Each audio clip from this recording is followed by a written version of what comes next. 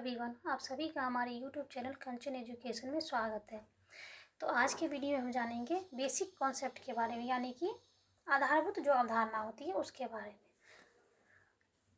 समाज का अर्थ एवं परिभाषा। तो आज के वीडियो में हम जानेंगे कि समाज का अर्थ एवं परिभाषाएं क्या है। समाज शास्त्र की आधारभूत अवधारणाओं में समाज सबसे प्रमुख है। यह सामान्य रूप से समाज का विज्ञान है। समाज में रहकर ही व्यक्ति अपनी सामाजिकता की अभिव्यक्ति करता है, इसलिए तो मनुष्य सामाजिक प्राणी माना जाता है। अर्थात समाज जो है समाज शास्त्र की आधारभूत अवधारणाओं में सबसे सर्व प्रमुख है। समाज शास्त्र सामान्य रूप से समाज का विज्ञान है। इसे समझे बिना जो है समाज शास्त्र को नहीं समझा जा सकता है। मानव के संदर्भ में भी यह काफ़ी महत्वपूर्ण है। समाज में रहकर ही व्यक्ति अपनी सामाजिकता की अभिव्यक्ति करता है, इसलिए तो मनुष्य सामाजिक प्राणी माना जाता है।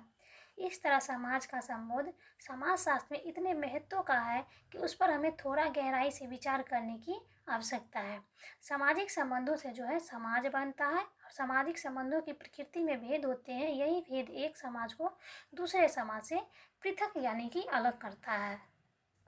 साधारणतया लोग समाज शब्द का प्रयोग व्यक्तियों के संगठन, सामाजिक या धार्मिक समुदाय, जाति या प्रजाति आदि के संदर्भ में कर लिया करते हैं, जैसे कि दलित समाज, ग्रामीण समाज, हिंदू समाज, आर्य समाज इत्यादि।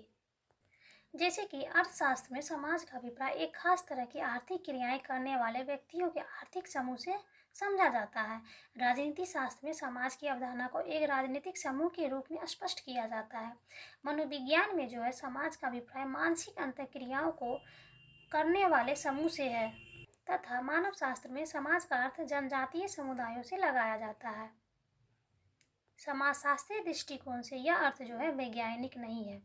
इस आधार पर जो है समाज की परिभाषा को विभिन्न विद्वानों द्वारा परिभाषित किया है। जो विशेष महत्वपूर्ण वो निम्नलिखित है, जिसकी चर्चा हम आगे करेंगे।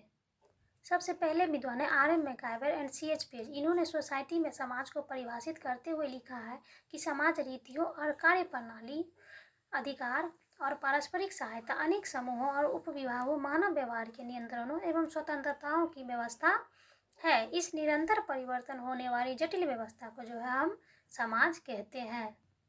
यानी कि मैकआइवर और पेज ने जो है समाज रीतियों और कार्य प्रणालियों, अधिकार और पारस्परिक सहायता, अनेक समूहों और उपविभागों, मानव व्यवहार के नियंत्रणों एवं स्वतंत्रताओं की व्यवस्था को जो है समाज माना है। इस परिभाषा से यह स्पष्ट होता है कि समाज सामाजिक संबंधों की एक व्यवस्था है। दूसरा पॉइंट है, इस व्यवस्था का निर्माण रीतियों, कार्य प्रणालियों, अधिकार, पारस्परिक सहायता, समूहों, नियंत्रणों व स्वतंत्रताओं से होता है। तथा तीसरा पॉइंट है, यह व्यवस्था परिवर्तनशील है। दूसरे विद्वान है मॉरिस गिन्सबर्ग। इन्होंने सोशियोलॉजी में समाज को स्पष्ट करते हुए लिखा है कि समाज व्यक्तियों का संकलन जो अनेक संबंधों और व्यवहारों की विधियों द्वारा संगठित है तथा उन व्यक्तियों से भिन्न है जो इस प्रकार के संबंधों द्वारा बंधे नहीं है। अर्थात गिन्सबर्ग का मानना है कि समाज व्यक्तियों का संकलन है जो अनेक संबंधों और व्यवहारों की विधियों द्वारा जो है संगठित होते हैं तथा उन व्यक्तियों से भिन्न होते हैं जो इस प्रकार के संबंधों द्वारा बंधे नहीं होते हैं। गिन्सबर्ग की परिभाषा से यह स्पष्ट होता है कि समाज का निर्माण सामाजिक संबंधों से होता है। सामाजिक संबंधों की प्रकृति में भिन्नता पाई जाती है तथा तीसरा पॉइंट है, यह भिन्नता एक समाज को दूसरे से अलग करती है। तीसरे एंड लास्ट विद्वान है F.H. गिडिंस।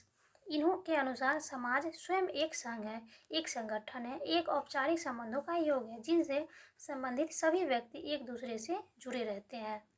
अर्थात गिडिंस का यह मानना है कि समाज स्वयं में एक संघ है, एक संगठन है, एक औपचारिक संबंधों का योग है जिससे संबंधित सभी व्यक्ति एक दूसरे से जो है जुड़े रहते हैं।